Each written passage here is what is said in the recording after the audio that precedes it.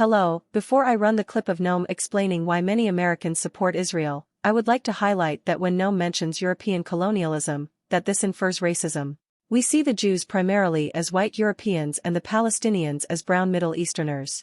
I just wanted to highlight this before the clip. After the clip there will be a summation of some of the other reasons why Americans support Israel. Why does the United States support Israel? Well, there's a history, and a very interesting one.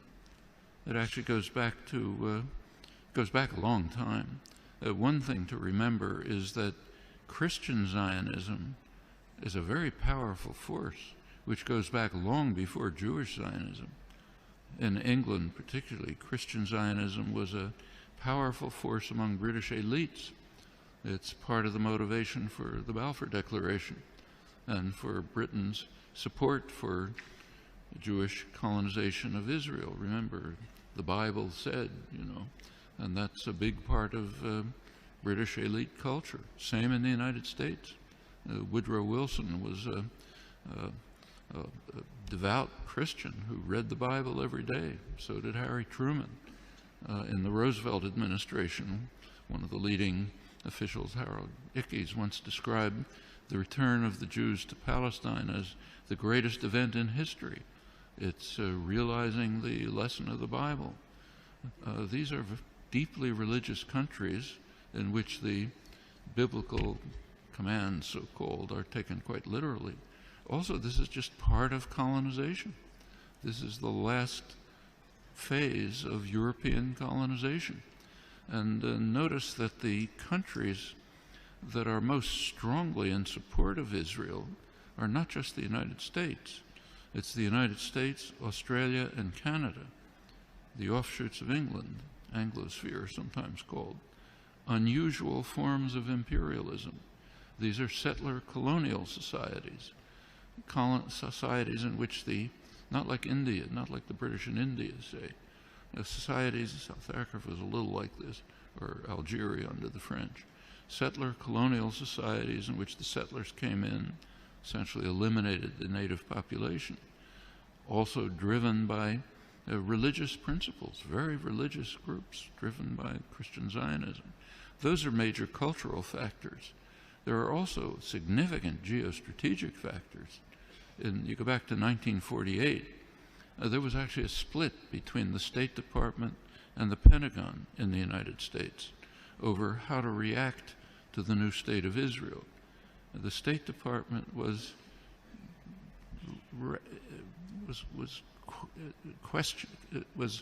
not committed strongly to Israeli conquests, the establishment of the state, and was concerned about the refugees. It wanted an implementation of the refugee problem. The Pentagon, on the other hand, was very impressed with Israel's military potential. The Israeli military successes, if you look back at the internal record and declassified, the Joint Chiefs of Staff described Israel as the second largest military force in the region after Turkey and a potential base for U.S. power in the region. That continued. Can't run through the whole record, but in 1958, when there was a serious crisis in the region, Israel was the only state that strongly cooperated with Britain and the United States, and it won plenty of support from the governments and the military for that reason. 1967 is when the current relations with Israel were pretty much established. Israel performed a major service to the United States by destroying a secular Arab nationalism, a major enemy of the United States, and supporting radical Islam, which the U.S. supported. And it continues right until the present. Right now, we saw an example of that just during the latest Gaza attack. You recall that at one point, Israel began to run out of munitions during the assault, despite the fact that it's armed to the teeth. The United States provided Israel with additional munitions through the Pentagon. And notice where they were taken from. These were U.S. munitions pre-positioned in Israel for eventual use by U.S. forces. One of many signs of how Israel is regarded as essentially military offshoot of the United States. Very close intelligence relations that go way back. Many other connections.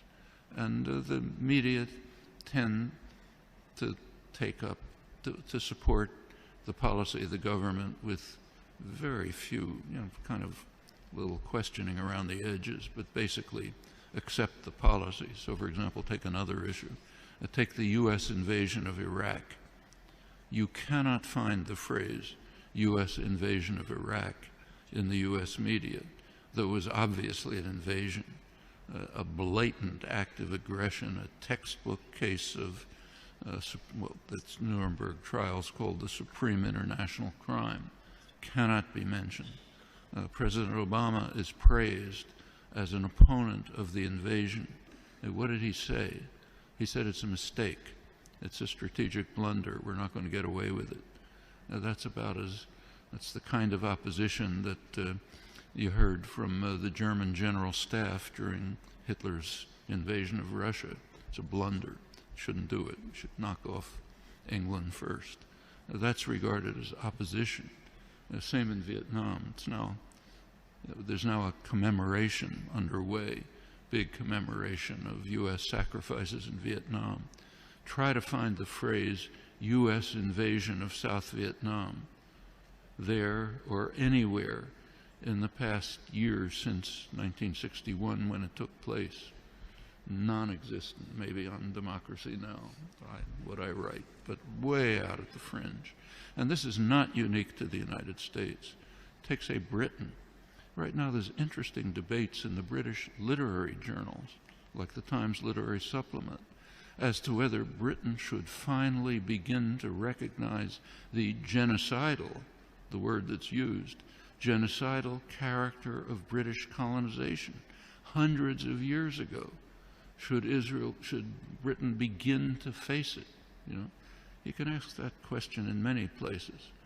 The tendency of the intellectual community to go along like a herd in support of state power, private power, is just overwhelming.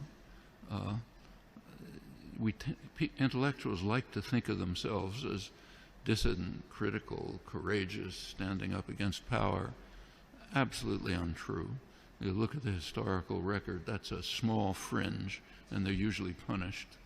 The mainstream tends to be what was once called a herd of independent minds, marching in support of state power.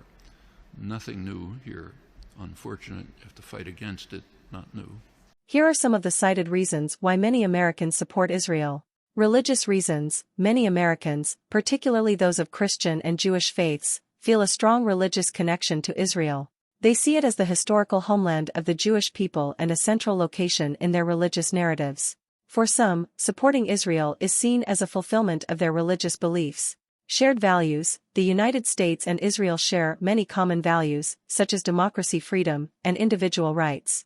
This sense of shared values creates a sense of kinship and solidarity between the two countries.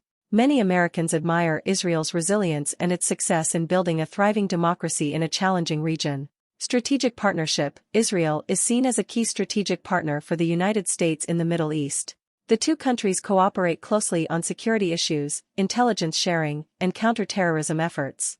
This cooperation is seen as mutually beneficial and vital for maintaining stability in the region. Humanitarian concerns. Some Americans support Israel due to concerns about the plight of the Jewish people and the ongoing threat of anti-Semitism. They see Israel as a safe haven for Jews and believe that its survival is important for ensuring the safety and well-being of the Jewish people worldwide. Economic ties. The U.S. and Israel have a strong economic relationship with billions of dollars in trade and investment flowing between the two countries. This economic interdependence creates a vested interest in maintaining good relations and supporting each other's economic success. Cultural and historical ties. Many Americans have personal connections to Israel through family, friends, or travel experiences. These personal connections can foster a sense of attachment and support for the country. I hope you like the video and give the channel a subscribe. Take care.